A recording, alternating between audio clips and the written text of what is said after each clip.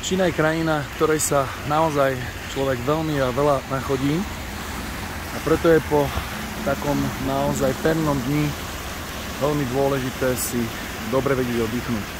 Výber hotela je jeden z najdôležitejších faktorov, pre ktoré sa rozhodujeme, keď cestujeme do Číny, pretože na jednej strane si vieme veľmi dobre oddychnúť a odpočinúť v hoteloch, ktoré sú krásne, luxusné, ale väčšinou sú na kraji mesta. A človek nemá aj ten pocit, že sa nachádza v centre diania. A na druhej strane hotely, ktoré sú v centre, sú väčšinou staršie a už je na nich vidno, že majú niečo za sebou.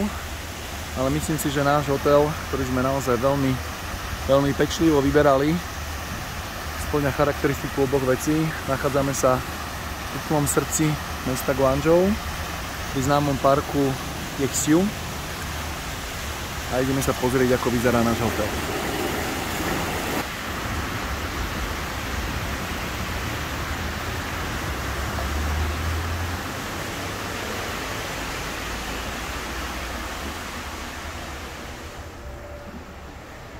No, hotel Dongfang patrí medzi to najlepšie, čo sa v Guangzhou nachádzalo a nachádza. Napriek tomu, že to je starší hotel, je čerstvo prerobený a dokáže ubytovať viac ako 1200 ľudí v 600 izbách. Recepcia je robená naozaj vo veľkom štýle, presne takom, ako sa robili a stavali hotely v 90.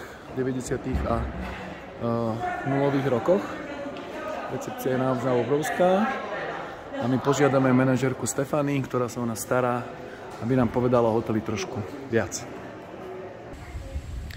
No, sme v oddychovej časti hotela, kde je príjemný altánok. Samozrejmosťou je jazierko s kojritkami a malé irisko pre deti. Je nutné povedať, že naozaj sa tu starajú, sa tu starajú o to, aby hotel vyzeral krásne každý deň, napriek tomu, že posledné dni bolo veľmi sucho. Vyzerá to tu veľmi pekne.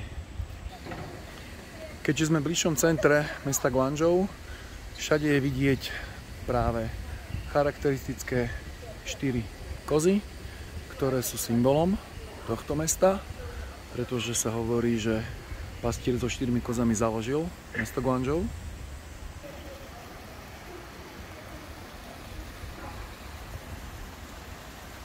Krásne kojka pre jazierka sú takou neodmysliteľnou charakteristikou každého 5-hviezdičkového hotela v Číne. Hello. Posilovňa nie je charakteristickou vecou pre čínske hotely, pretože nie je to niečo, čo by Číňania preferovali, ale keďže tento hotel je primárne určený pre turistov, myslím si, že táto posilovňa je na úrovni, za ktorú by sa nemusel hanbiť ani ten najlepší fitness klub v Bratislave. Yes.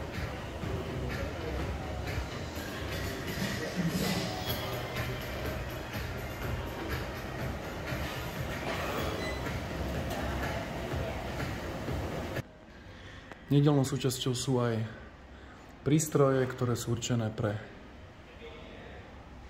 ľudí s nejakým postihnutím alebo na terapie a cvičenia náročnejšieho charakteru. A nakoniec aj miestnosť pre naozajstných profesionálov, nielen odborníkov.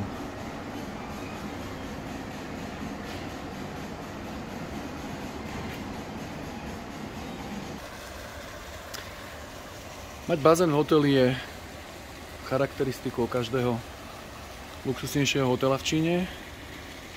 Aj keď je pravda, že ja som v tomto bazéne ešte človeka nevidel, tak mimo takého malého detského raja tu máme samozrejme aj bar, plavčíka a príjemnú vodu, asi 27 stupňov. Nech sa páči.